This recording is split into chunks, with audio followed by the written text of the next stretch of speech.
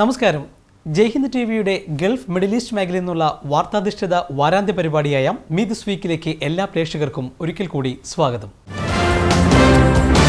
അനുഗ്രഹങ്ങളുടെ വസന്തം എന്നറിയപ്പെടുന്ന പുണ്യമാസത്തിന് ഗൾഫിലും തുടക്കമായി. വിശുദ്ധിയുടെയും ആത്മീയതയുടെയും സ്വർഗീയ ലോകങ്ങൾ തുറന്നാണ് റംസാൻ വ്രതം പുരോഗമിക്കുന്നത്. അതിനാൽ റംസാനിലെ ആദ്യ പുണ്യദിനം മുതൽ ഇന്ന് വരെയുള്ള കാഴ്ചകളും വിശേഷങ്ങളുമായാണ് നമ്മൾ ഈ അധ്യായം ആരംഭിക്കുന്നത്. ആദ്യം ഗൾഫ് കവർ സ്റ്റോറി.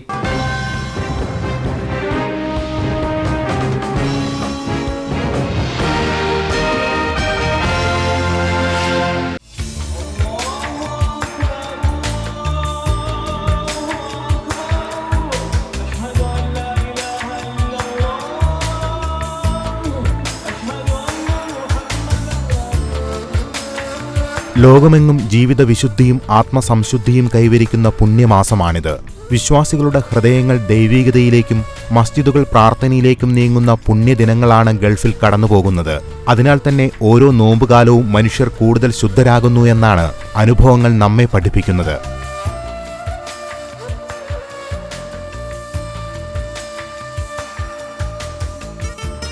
ഗൾഫ് രാജ്യങ്ങളിൽ ഒമാൻ ഒഴികെയുള്ള UAE, Saudi, Qatar, Kuwait, Bahrain എന്നിവിടങ്ങളിൽ റമസാനിലെ ആദ്യ പുണ്യദിനം വെള്ളിയാഴ്ചയായിരുന്നു.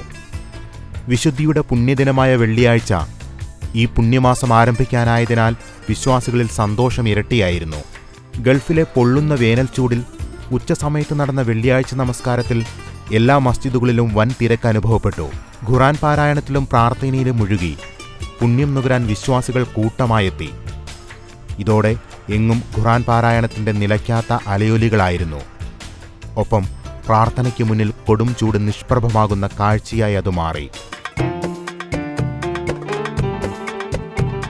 മലയാളം ഭാഷയിൽ പ്രഭാഷണം നടക്കുന്ന ദുബായിലെ ഏക മസ്ജിദായ ഫ്രിഡ്ജ് മുറാറിലെ റാഷിദ് ബിൻ ദാൽമൂക്കിൽ ആയിരങ്ങളാണ് എത്തുന്നത്.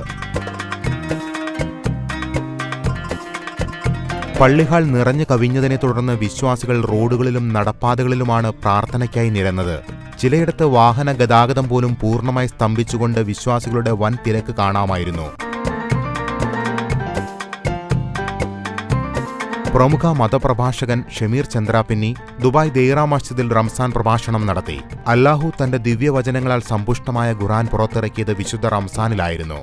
അതിനാൽ ഈ വിശുദ്ധ മാസത്തിന്റെ പവിത്രത കാത്തുസൂക്ഷിക്കണമെന്ന് ഇമാമുമാർ ഖുതുബയിലൂടെ വിശ്വാസികളോട് പറഞ്ഞു.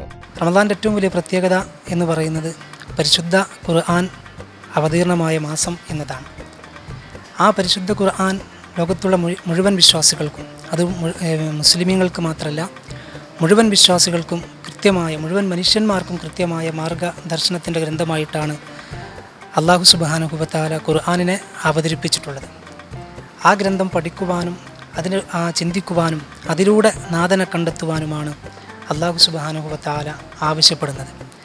അങ്ങനെ ആ നാഥനെ കണ്ടെത്തിയാൽ തീർച്ചയായും നാളെയുടെ ലോകത്ത് പാരത്രിക ജീവിതത്തിൽ എന്നെന്നും മരണമില്ലാത്ത എന്നെന്നും ജീവിക്കുന്നൊരു ലോകത്ത് അവർക്ക് വിജയമുണ്ട്. ആ ഒരു പദവിയിലേക്ക് മനുഷ്യനെ എത്തിക്കുക എന്നതാണ് റമദാൻ കൊണ്ട് ഇസ്ലാം ലക്ഷ്യം വെക്കുന്നത്. ആരാധനാകർമ്മങ്ങളിൽ അത്യുത്തമമായ വ്രതാനുഷ്ഠാനം കൊണ്ടാണ് റംസാനെ ശ്രേഷ്ഠമാക്കിയത്. അതിനാൽ പ്രാർത്ഥനകൾക്കൊപ്പം വലിയ പ്രതീക്ഷയുടെ കൂടി പുണ്യമാസമാണിതെന്ന് വിശ്വാസികൾ മിഡിൽ ഈസ്റ്റ് ദിസ് വീക്കിനോട് പറഞ്ഞു. നോമ്പ് നിർബന്ധമാക്കപ്പെട്ടത് ആളുകൾക്ക് തഖ്വ ഉണ്ടാകുന്നതിനാണ്, നല്ല മനുഷ്യരാകുന്നതിന് വേണ്ടിയാണ്.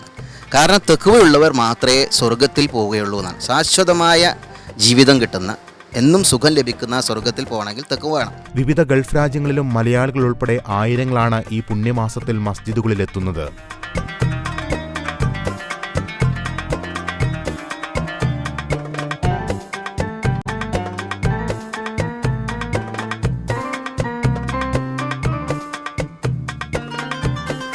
ജാതിമത വേർതിരിവുകൾക്കപ്പുറം ഐക്യമെന്ന സന്ദേശവുമായി ദുബായിൽ സമൂഹ നോമ്പുതുറകളും റംസാന്റെ ഭാഗമായി നടക്കുന്നു.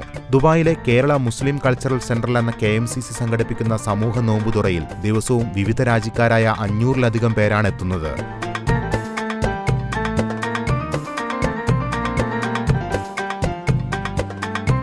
എല്ലാവരും ഒന്നാണെന്ന സന്ദേശം പകർന്നുകൊണ്ട് സൗഹാർദ്ദം പുതുക്കുന്നതിന്റെ വേദിയായി ഈ സമൂഹ നോമ്പുതുറകൾ മാറുന്നു.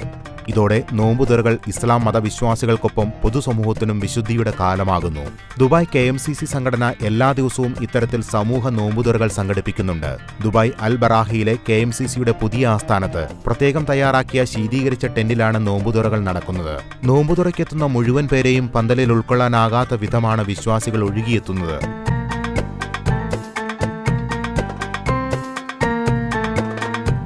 പട്ടിണി കിടക്കുന്നവരുടെ വികാരത്തെ തിരിച്ചറിഞ്ഞ് ദൈവത്തെ അറിയുന്ന പുണ്യപ്രവൃത്തിയാണ് നോമ്പുതുറകൾ.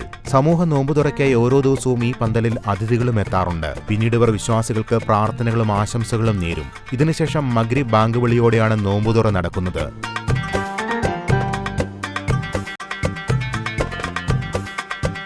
ഈന്തപ്പഴവും കുടിവെള്ളവും ജ്യൂസും വിവിധതരം പഴവർഗ്ഗങ്ങളും കോഴി ബിരിയാണിയുമായി വിഭവസമൃദ്ധമായ രീതിയിലാണ് ദിവസവും ഇത്തരം സമൂഹ നോമ്പുതുറകൾ നടക്കുന്നത്.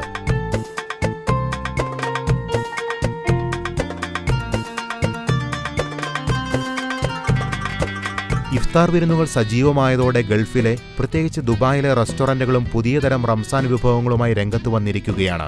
ഇതിൽ മലയാളി ഉടമസ്ഥതയിലുള്ള മലബാർ രുചിക്കൂട് റെസ്റ്റോറന്റുകളാണ് ഇഫ്താർ വിപണി കൂടുതലായി കൈയടക്കിയിരിക്കുന്നത്. കായീകൃത, പഴംപൊരി, മീൻപത്തിരി, ഉന്നക്കായ, ഇറച്ചിപ്പത്തിരി, കോഴിയട, കാരക്ക മുക്കിപ്പൊരിച്ചത് എന്നിങ്ങനെ നീളുന്നു മലബാർ സ്പെഷ്യൽ വിഭവങ്ങൾ.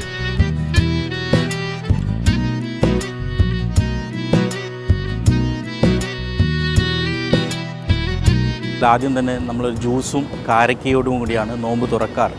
അത് കഴിഞ്ഞ് ഇറച്ചിപ്പത്തിരി, എരിവ് ഭക്ഷണത്തിനോടാണ് മലയാളികൾക്ക് പ്രിയം.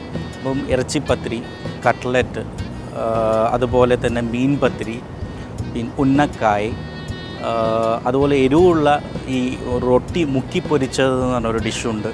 അങ്ങനെ 3-4 തരം സമൂസകൾ, അതാണ് നമ്മൾ മെയിനായിട്ട് സ്നാക്കിൽ കൊടുക്കുന്നത്. അത് കഴിഞ്ഞ് വന്ന് ഒരു തരിക്കഞ്ഞിയും ഉണ്ടാവും. അത് കഴിഞ്ഞ് ഞങ്ങൾ മെയിൻ കോഴ്സിൽ കൊടുക്കുന്നത് ഇടിയപ്പം, അപ്പം, നെയ്പത്തിരി എന്ന് പറയുന്നത് പ്രത്യേകിച്ച് മലബാർ മേഖലകളിൽ വളരെ എല്ലാ വീട്ടുകളിലും റംസാൻ്റെ കാലത്ത് ഉള്ളൊരു ഭക്ഷണമാണ്. അതും നമ്മുടെ ചിക്കൻ നാടൻ കോഴിക്കറി ഉള്ളൊരു കിറ്റും, അതിൻ്റെ കൂടെ നമ്മൾ മുട്ടമാലയോ അങ്ങനത്തെ ഒരു ഡെസേർട്ടുമാണ് നമ്മുടെ ഇഫ്താർ കിറ്റിൽ. നോമ്പുതുറയ്ക്ക് ആവശ്യമായ സ്പെഷ്യൽ റംസാൻ കിറ്റുകളും വിപണിയിൽ ലഭിക്കുന്നു. 20 മുതൽ 25 ദിർഹം വരെ വിലയുള്ള ഇത്തരം കിറ്റുകൾ വിപണിയിൽ സുലഭമാണ്. ദുബായിലെ തിരക്കേറിയ ജീവിതത്തിനിടയിൽ ഇത്തരം കിറ്റുകൾക്കും ആവശ്യക്കാർ ഏറെയാണ്. റംസാന് നമ്മൾ മെയിനായിട്ട് തലശ്ശേരി സ്നാക്സ്, ഇറച്ചിപ്പത്തൽ, പിന്നെ മീൻപത്തൽ, നെയ്പത്തൽ, പിന്നെ കാരക്കവട, കായകൃത എന്ന് പറഞ്ഞ സംഭവമുണ്ട്. അതൊരു ഫേമസ് ആണ്. നോമ്പുതുറയിലെ പ്രധാന ഭക്ഷണമാണ് ബിരിയാണികൾ. ഇതിൽ കോഴി, ആട് ബിരിയാണികൾക്കാണ് ഈ കാലയളവിൽ ഏറെ വിപണന സാധ്യതയുള്ളത്. അതിനാൽ മുളയിൽ പ്രത്യേകമായി പാചകം ചെയ്തെടുക്കുന്ന ബാംബു ബിരിയാണിയും ഇഫ്താറിലെ പ്രധാന ഭക്ഷ്യവിഭവമായി പേരെടുത്തു കഴിഞ്ഞു. മലയാളികളുടെ മികച്ച പ്രഭാത ഭക്ഷണമായ പുട്ടുണ്ടാക്കുന്ന മാതൃകയിലാണ് ഈ ബാംബു ബിരിയാണി ഉണ്ടാക്കുന്നത്. നല്ല ഫ്രഷ് മുളയ്ക്കുള്ളിൽ ചിരട്ടയിട്ട് അതിനുള്ളിലാണ് ഈ ബിരിയാണി ചൂടാക്കുന്നത്. തീന്മേശയിലിരിക്കുന്ന ഉപഭോക്താവിന് ചൂടോടെ പ്ലേറ്റിലേക്ക് മുളയുടെ താളത്തോടെ മുളവടിയിൽ കുത്തിയിട്ടാണ് ബിരിയാണി വിളമ്പുന്നത്. അതും രസകരമായൊരു കാഴ്ചയാണ്.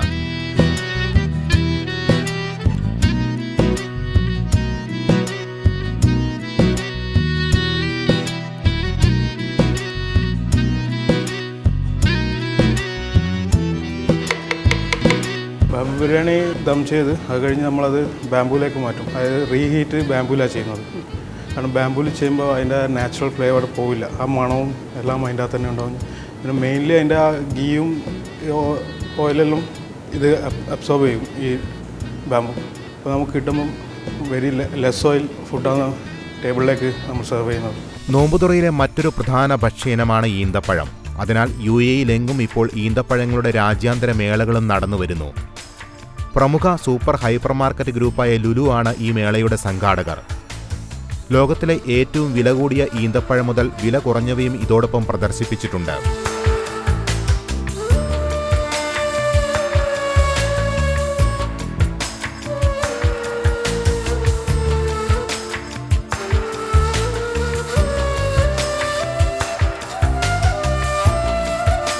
പ്രാർത്ഥനയുടെയും ഉപവാസത്തിൻ്റെയും നോമ്പുതുറകളുടെയും ഒരു നല്ല പുണ്യമാസമായി ഇത് തുടരട്ടെ എന്ന് ഞങ്ങൾ ആശംസിക്കുന്നു.